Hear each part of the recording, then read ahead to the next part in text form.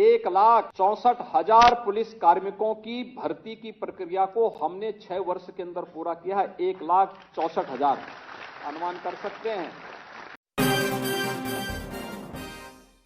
इन खबर यूपी में आप सबका स्वागत है। मैं हूं हसीन अहमद। उत्तर प्रदेश के मुख्यमंत्री माननीय श्री योगी आदित्यनाथ आज लोक भवन में एक कार्यक्रम में शिरकत कर रहे हैं। कार्यक्रम में यूपी पीएससी और उसके अलावा यूपी एसएससी के चयनित 795 अभ्यर्थियों को अपने हाथों से नियुक्ति पत्र प्रदान करेंगे योगी आदित्यनाथ। इसके साथ ही साथ आपको बता दें कि यहाँ पर जिस तरह से तमाम बातचीत थी उसमें योगी आदित्यनाथ ने साफ तौर पर बताया कि किस तरह से पदभार ग्रहण करने के बाद उत्तर प्रदेश के मुख्यमंत्री के तौर पर उन्होंने देखा कि अकेले पुलिस विभाग में 1,64,000 रिक्तियां खाली पड़ी हुई थी। इनको भरा नहीं जा रहा था, इन तमाम पदों को भरा नहीं जा रहा था, जिसके बाद यहाँ पर जिस तरह से लॉ एंड ऑर्डर को मेंटेन करने के लिए लगातार परेशानियों का सामना करना पड़ रहा था, तो उन्होंने साफ तौर पर इल्जाम लगाया कि अगर 1,64,000 से ज्यादा आपके पास नियुक्तियां खाली पड़ी हैं, अगर पुलिस महकमे में इतनी वैकेंसी है और इनको भरा नहीं जा रहा है, तो ऐसे में आपके पास लॉ एंड ऑर्डर की जो समस्या है वो तो खड़ी हो ही जाएगी, क्योंकि आपके पास इतने ज्यादा लोग ही नहीं है, आपके पास मैन पावर नहीं है। तो ऐसे में आपको परेशानियों का सामना तो करना पड़ेगा ही।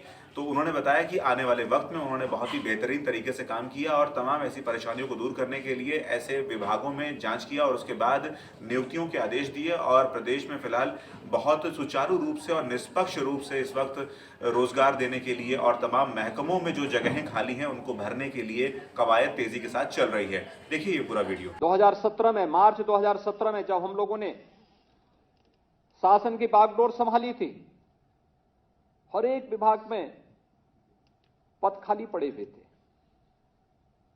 अकेले उत्तर प्रदेश पुलिस में ही 1,64,000 पुलिस कार्मिकों की भर्ती की प्रक्रिया को हमने 6 वर्ष के अंदर पूरा किया है। 1,64,000 अनुमान कर सकते हैं कि पुलिस के कर्मी नहीं थे। जब पुलिस कर्मी नहीं होंगे तो सुरक्षा की स्थिति तो खराब रहनी थी। पीएसी जो सांप्रदायिक दंगों को रोकती है, हर एक उस समय जब भी प्रदेश की सुरक्षा पे किसी ने सेंध लगाने का प्रयास किया, उन बहादुर जवानों ने सदैव अपनी जान की परवाह किए बगैर प्रदेश की सुरक्षा में सेंध नहीं लगने दिया। 54 कंपनियां पीएसी की समाप्त कर दी गई थी।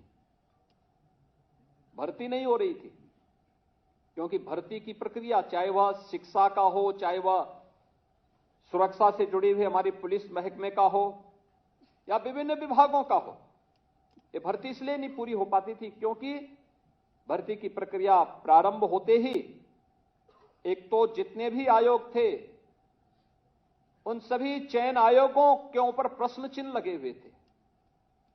आप जैसे युवाओं को उस समय आंदोलन करना पड़ता था, 17 के पहले धरना प्रदर्शन, दुर्भाग्य से कुछ युवाओं को आत्महत्या तक करनी पड़ी थी क्योंकि चयन की प्रक्रिया पारदर्शी नहीं थी, ईमानदारी पूर्वक नहीं थी,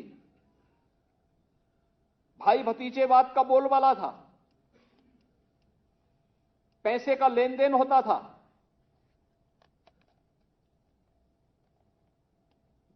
कुछ लोगों के घरों से सूची बनकर के जाती थी।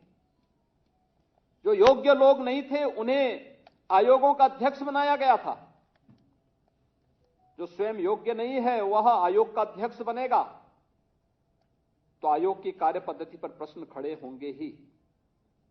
और पिछले 6 वर्ष के अंदर आपने देखा होगा किस पारदर्शी तरीके के साथ, क्योंकि हम लोगों ने पहले ही दिन इस बात को कह दिया था।